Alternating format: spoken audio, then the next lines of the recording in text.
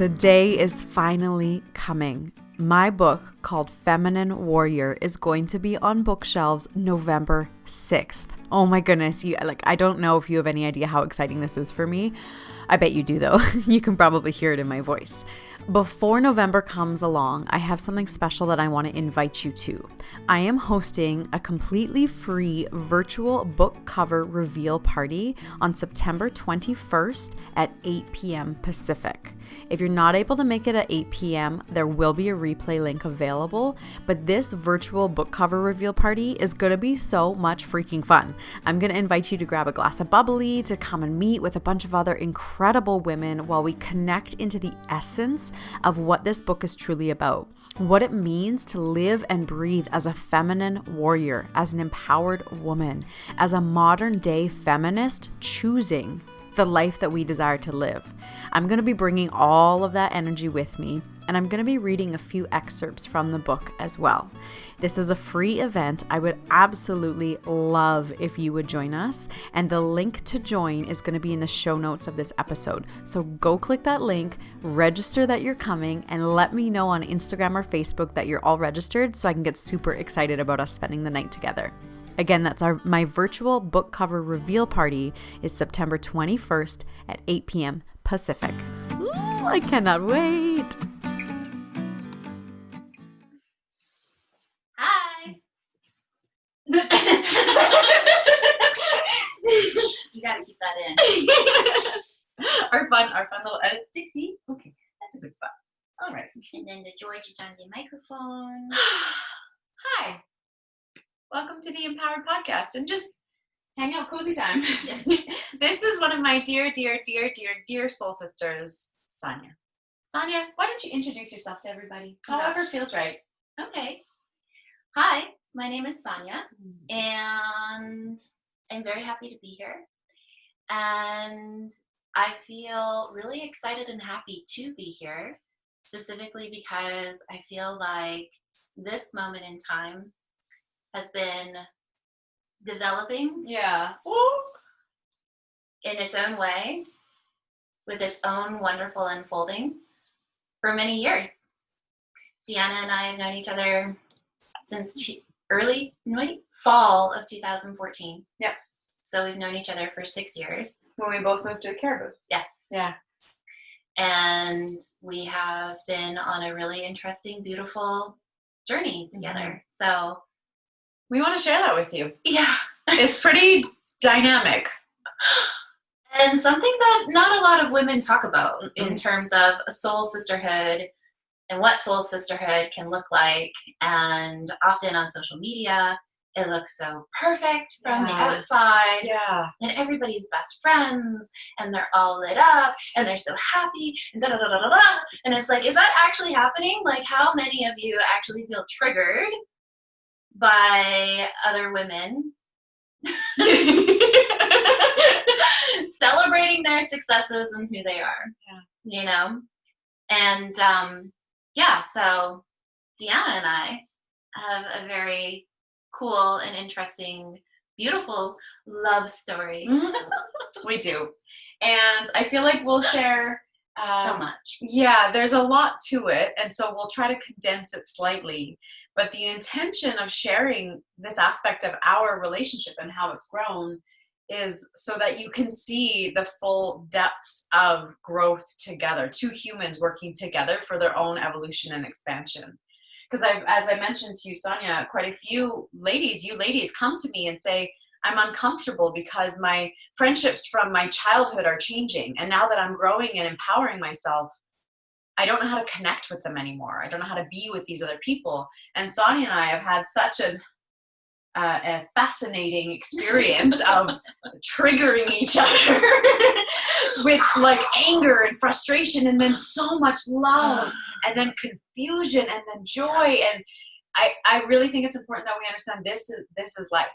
This is the duality of connection. Yes. And speaking of duality and connection, it reminds me of everything I'm learning from the Oracle.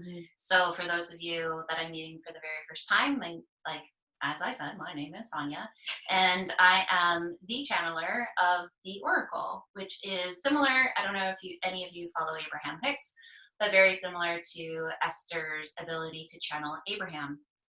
And so I channel the Oracle, which are incredible healing energies of the angels, and they are infinite non-physical beings who utilize my psychicness and intuition and ability to connect with people energetically and spiritually, to give them incredible tools to move forward and create the lives of their dreams, especially women of the light, unlocking unlimited potential within them. So where was I going with that? Well, I don't know, but yeah, I remember. Okay.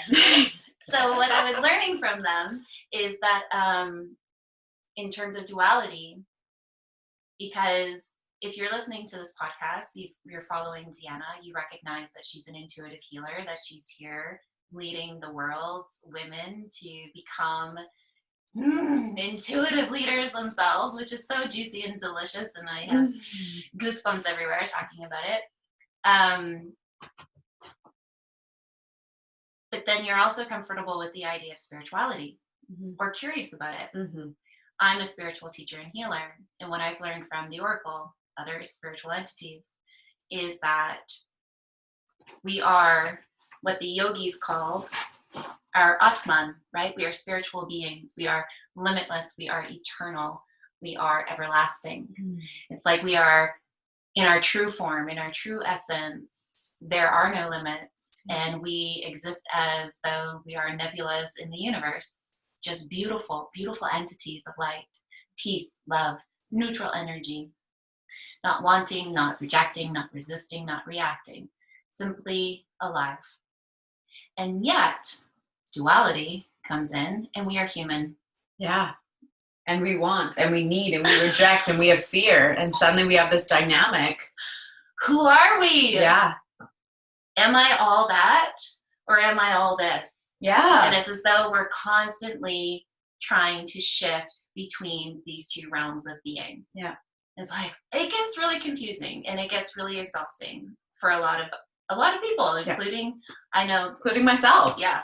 It's, and I call it the dance because it feels nicer to me to say that because sometimes it can be so challenging, and when in my human self I try to understand the vastness of my soul, and then realizing that vastness is brought into this physical form for an experience and a journey that at times feels so hard.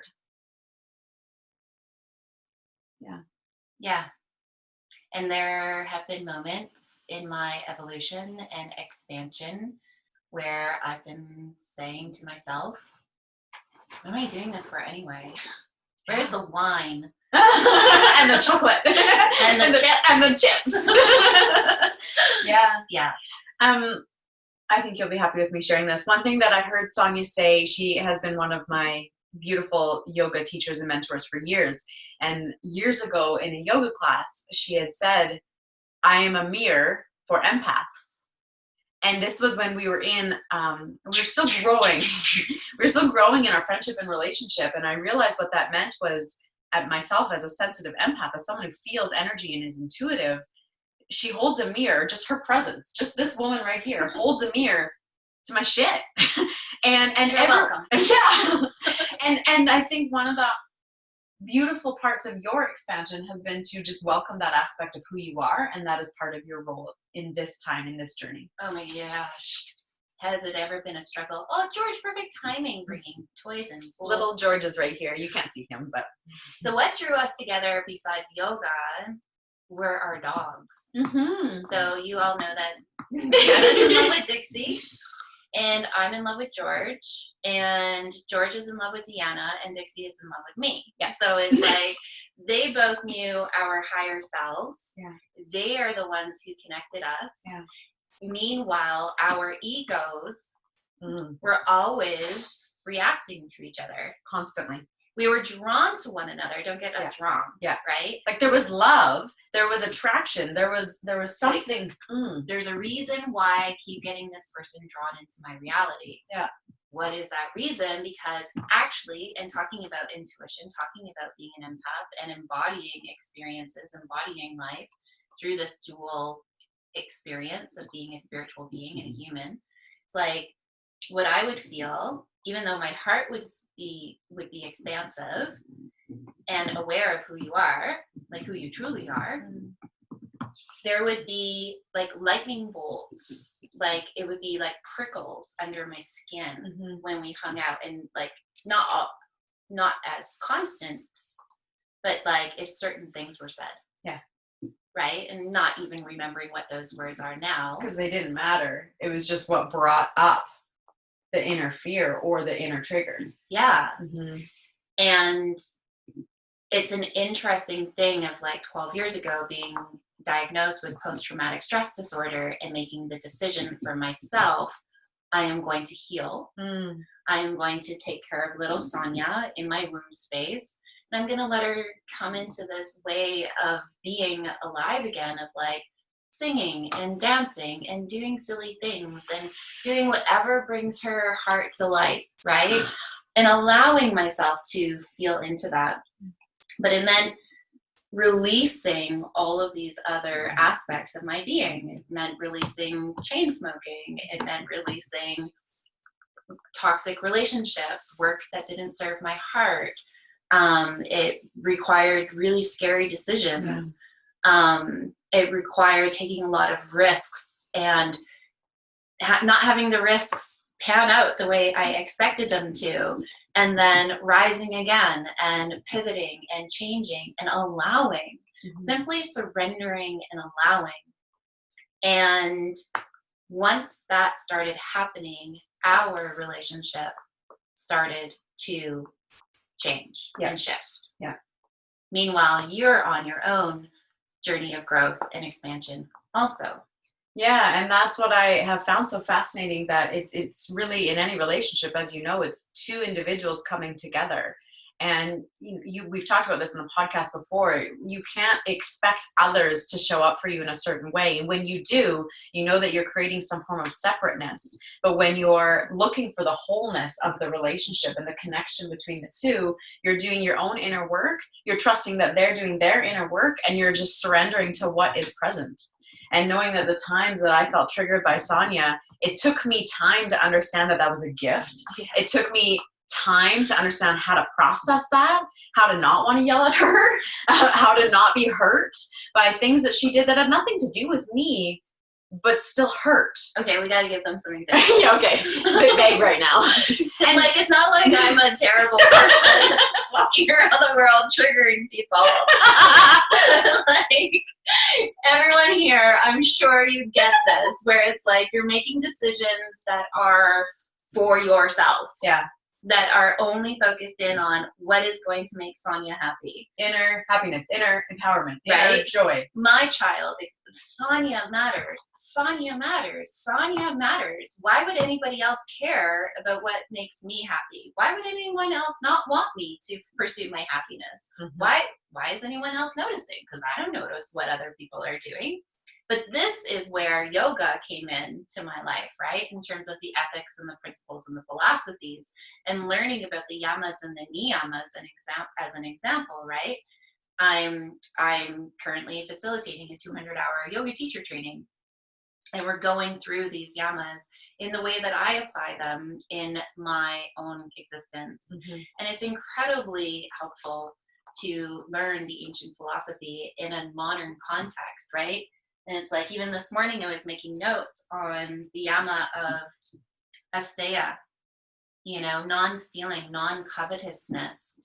Asteya is like this idea that we're not going to steal what other people have. Yeah, their joy, their light, their happiness, their success. Or even their anger, right? Like, who am I to say that you shouldn't be angry right now, that you shouldn't be afraid, that you shouldn't, or that you should.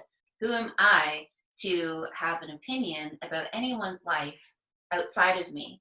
Because if I have an opinion about somebody else's life and what they should or should not be doing with their own emotion, their own human experience, then I'm stealing from them. And that's not applying the principles of being a yogi.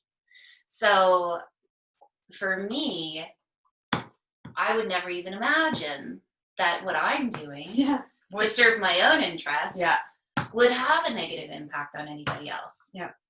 Do you want to speak to some of the things that have triggered? Yeah, I'm actually, it's so funny. None of them are actually, they're not coming to my mind right now, but I know that they will. And just so you know, especially for you on the listening to the podcast, if you hear grunting or there's a dog right here by the microphone chewing a bone. So know that that's what that is. I'm just going to move them. But it's like controlling. Oh my God, he's so adorable. It's like the need to control another's experience, right? And I think that really comes down to the desire to control our lives, to keep ourselves from feeling emotions or feelings that we don't want to feel. George does not want to be on the couch. I can't, for the life of me, I can't remember anything that you said or did specifically that ever triggered me. But one thing that feels important to share that I was reflecting on this morning and shared with you was, so yoga, or Sonja was teaching yoga, and I loved going to her classes. And as we mentioned, there was this attraction, this draw between us. And I would do the class, and it was amazing. And then it would come to Shavasana. And so we would lay on our backs in silence. And I practiced yoga fairly regularly. And every single time I had to leave the room to cough. I had such this like heavy cough in the back of my throat that I couldn't let go of. And that was one of the first times that anyone had ever said to me, because after it happened a few times, you mentioned it, like interesting that your throat chakra needs to be cleared, but what's going on here? And you had this curiosity, and I thought, I don't know, I just figured out a cough. And then I realized my body, I could feel energy between us that I hadn't held that frequency before. I didn't know how to be with the strength of who you were. And that in itself triggered me. And then I got scared. And then I was uncertain with myself around you. And that gave you power over me because I put you on this pedestal. Oh, whoa. Yeah. Okay, we've never done that deep into this conversation. Yeah. I was on a pedestal? Yeah. See? And I would never have known. Huh. Yeah. And interesting, because in my previous experience of life, in my past life as a people pleaser and wanting everything to be fluid and joyful and happy all the time, you on a pedestal meant all the choices that you made should reflect positively on everyone around you. That was what I believed to be true. And because it wasn't necessarily in a way that you could feel the positive impact, right? Feeling triggered can often lead us to say, this person is negative for me because they make me feel feel this way. Yes. And it's like, okay, but what's actually going on under that? Because no one can make you anything. No. Mm-mm. The only thing that can have power over you is that which you give power to. Yes. And so in a way, my curiosity without attachment to the outcome. George, you're so loud. He's so smarty. He's silent for like 24 hours and then we record a podcast and he's like, I am present and I'm a magical being and chewing a bone is everything that means anything to me. Okay, I love him. So, and I appreciate everyone's patience. But well, you guys are used to it on the Empowered podcast, right? It's so interesting not having any attachment to outcome and simply being present and visible and aware. Something's going on here. Yeah. I wonder how I can support this person a little more who keeps coming to my class and having the same reaction. And then it's like a tailspin from there. Mm-hmm. So, and it's interesting because, as you know, I'm going through an interesting dynamic in my own personal love relationship right now, where I've said some really damaging, triggering things, but not ever from a place of cruelty, from a place of love and kindness, of this is what I'm feeling, sensation-wise, energy-wise. I'm not allowing my mind to make up a story about it. Yes. I'm not making any final decisions about what I'm sensing. All I know is that I need to have space to feel into my own energy. And the dramatic impact, negative impact that has had on him is like, wow, it's really incredible to look at the power that our minds can have over the perception of our lived experience.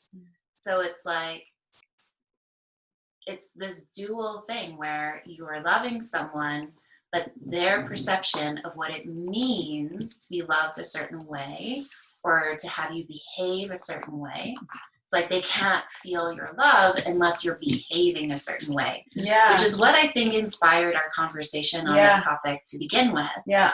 Because there was an expectation or a perception that you had, which you've just shared, that because you yourself, without talking to me about it, without getting my permission, put me on a pedestal. Yeah.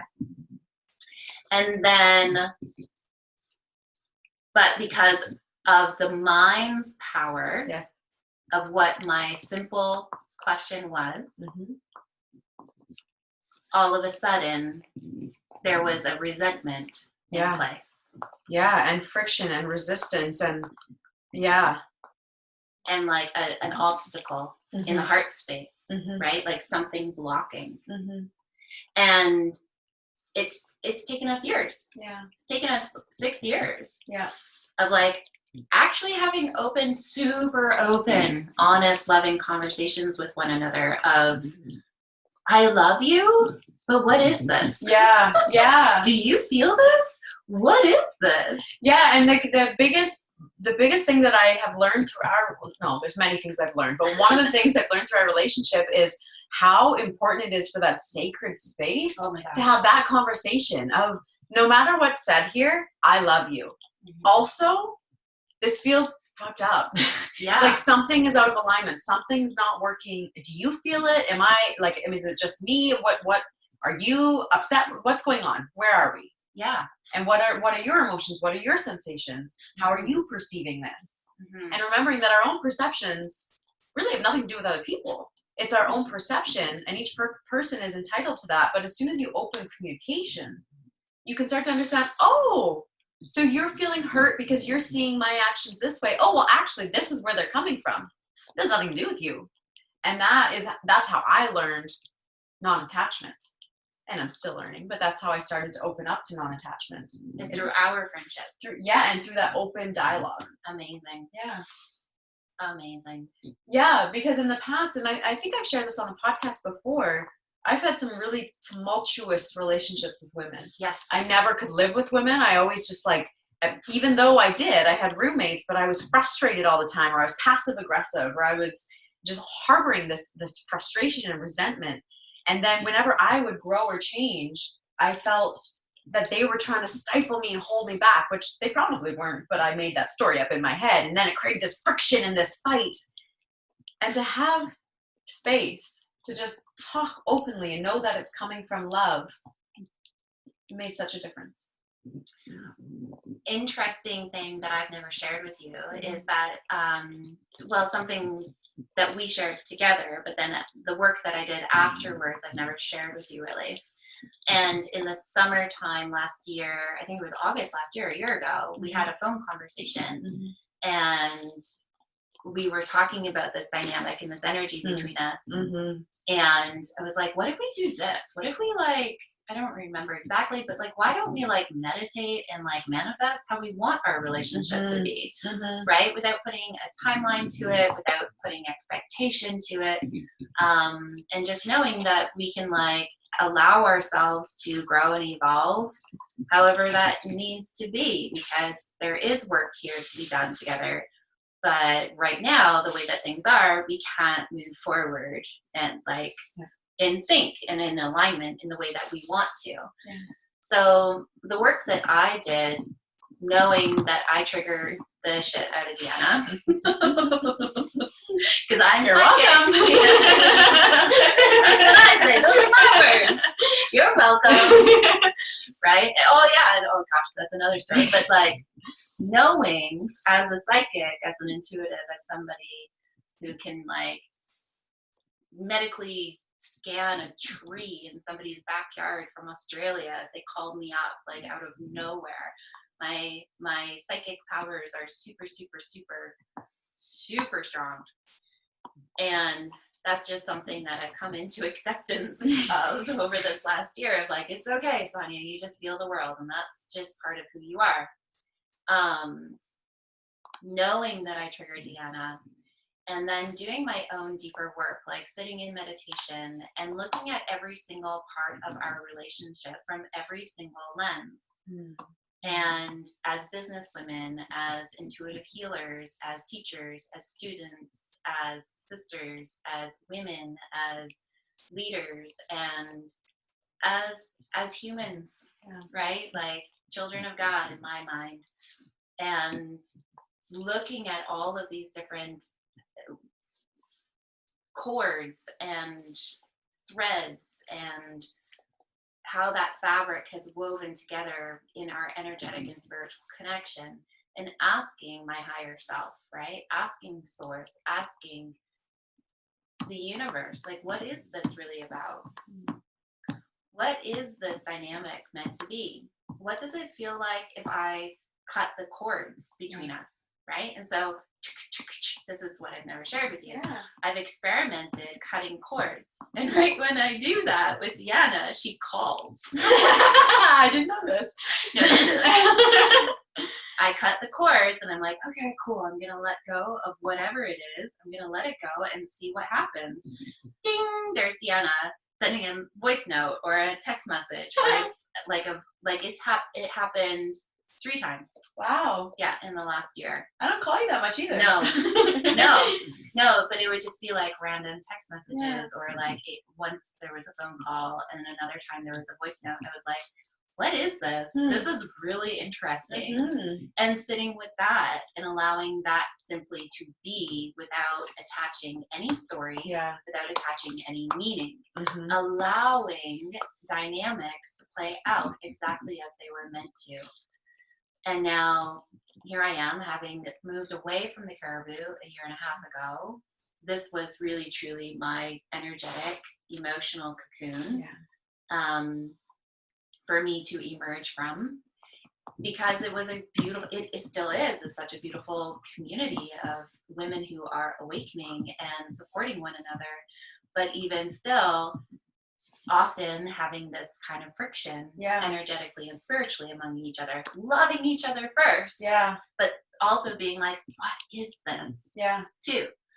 And now I'm back and I've done so much work.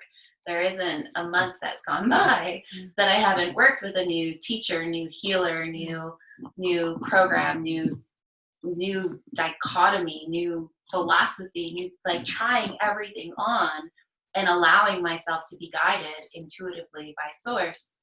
And having arrived, having become, like, COVID was, I know it's a scary topic for a lot of people, but it was the best thing that ever happened for me. The best thing that ever happened for me. And honestly, I look at it as it's a golden opportunity for the world. And we are at the crux right now of such a huge, rapid shift and great awakening that we are all searching for conversations like this. We are all searching for women to step forward and really claim who they are, And I believe that there was something in our relationship, in our connection, in your connection with the Oracle too, where it's like something helped you shift and become, right? And that's their incredible power. But it's like you have to be ready, and you have to be willing to allow yourself to be guided. Right? It's the allowance. And one of the things that you shared about the idea of awakening, and I think also the primary component of this conversation is, I think we see the word awakening or the experience of awakening as this incredible, blissful opening. And while it is that, can be, it is also hard.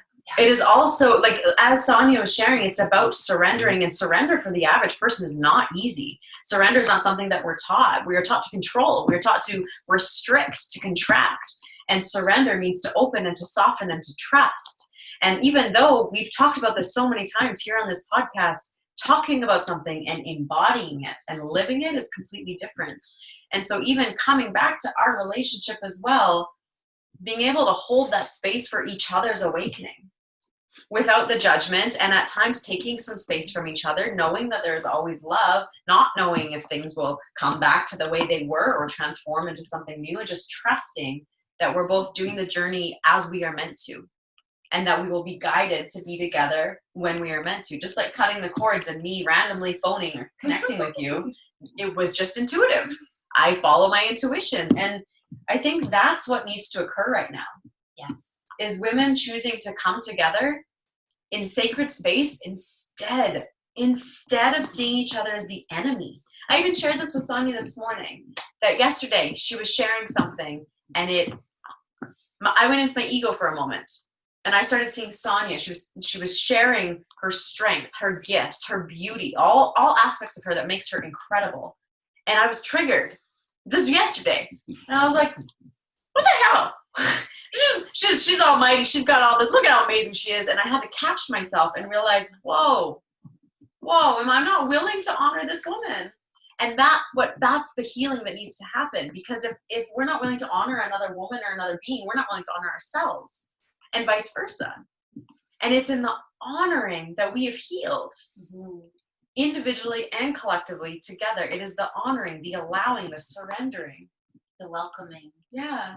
The welcoming of any experience you are having. Anything. Any experience. Yeah. Be triggered by me. Yeah. Judge me. Yes. Perceive me however which way you need to. Yes. I am strong enough. Yes. I love you enough to allow that to occur. Yes. I know every single time somebody has a negative judgment of me. I know every single time everyone, like not everyone, but people have positive judgments of me, right? The other night, Deanna blessed me with the opportunity to chant at the beginning of her yoga classes. It was amazing. Oh, chanting is my favorite. And I saw eyes at the back of the room go, oh my God, oh my God, oh my God, what the fuck is this? Oh my God, like who does she think she is? Oh my God. And I was like, you're welcome. And then there were other women who came to me who were like, oh my God, tears running down their faces.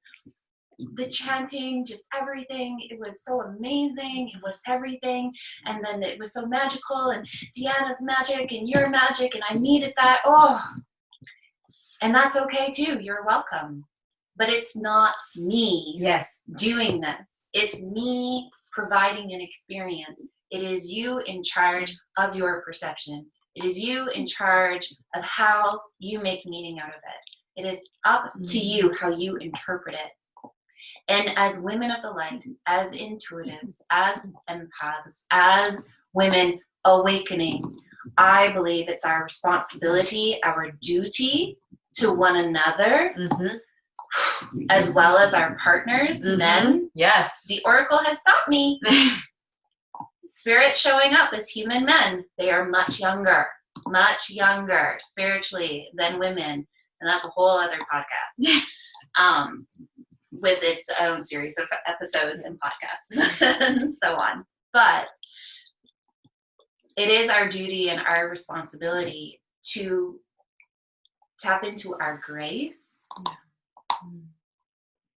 and our true nature of being a nebula and sparkling, no matter what is occurring, no matter the impact that we're having, and no matter the impact that others are allowing for us to get triggered. Yeah. Okay, can I share the story about the man that screamed at me on the golf course? So before Sonja shares the story, this golf course that she's about to talk about is the one just up by my house. She's staying here at my place. And I go there almost daily with Dixie, especially in the winter and the spring and fall months when there's no one golfing. And I have never, ever had an experience like this. And when you shared it with me, it really showed me again that we are on our own journeys of creation, of whatever that looks like. And so share your story. But I remember thinking, wow, our lives are so different and yet so beautifully intertwined. Yes. And you really are a mirror for empaths. Yes. If you want to know what your shadow world is all about, have a conversation with me over tea and get triggered. in the most beautiful space of love. Totally. So I'm walking the doggos a couple of days ago. It's my first morning here, and I'm really, or second morning, whatever. And I'm excited to be in the sunshine and walk around the lake as I used to do so many days in a row when I used to live here. And I was leaving a voice note, like a business call, like a business call. And so when people randomly see you, right, they don't think woman in a jean jacket with her phone to her mouth on a golf course on a bright sunny morning is actually working, right? But that's my office, that's my lived experience. And he was trying to catch my attention, and I was like, yeah, okay, thanks, but like I'm on the phone, thank you, and just left it at that. And then I was done with my voice note. I was like, sorry to be rude. I actually called out to him and I said, sorry to be rude. I was on a business call. He turned around and he was like, yeah, well, you didn't have to be such a bitch about it. I was like, oh, okay.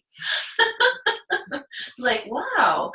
I really don't feel like it's anything to be super upset about, is what my response was. Like, but that, like, you're welcome. Sonja's new phrase. You're welcome.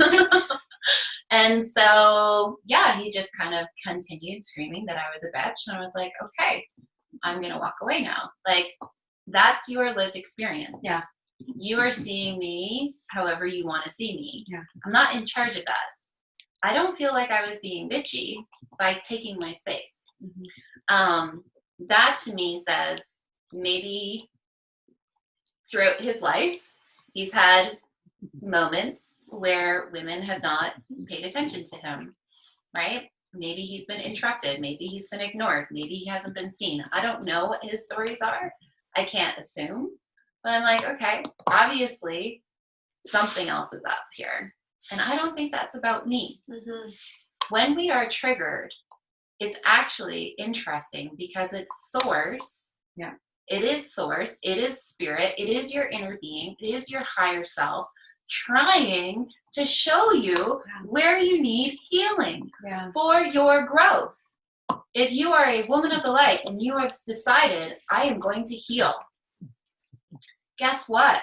That's what starts happening. You start getting triggered. Yeah, and this is reminding me of, I think like a couple of years ago on this podcast, I would talk about, you go to the grocery store and you see someone in front of you and they're just so angry and they're so snippy at the person in front, or that's you because you've had a terrible day or something else has gone on, and realizing, coming back to the sense of personal responsibility. In my book, I talk about it as soulful responsibility. As soon as you start to choose to awaken or to step up or to open and expand yourself, it is your responsibility to take a look at, how did I let myself get to a place where I'm going to snap at this person that has nothing to do with what is actually going on inside of me? Why am I willing to project my anger, my frustration, my sadness on them?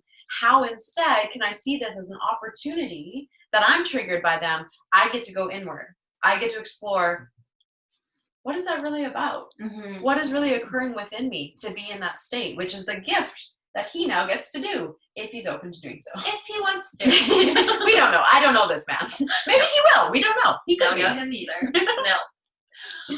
I think I'm happy to wrap it up there for now. Yeah. Just realizing I probably have another call I need to get to. This is what our whole week has been like. It's been wonderful. Deep, juicy conversations, yoga, and love. Love. Yes, a lot so much of love.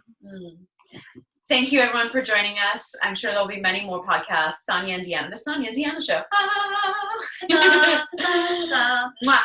Thank you for being here. Thank you. I love you. I love you. Okay, bye.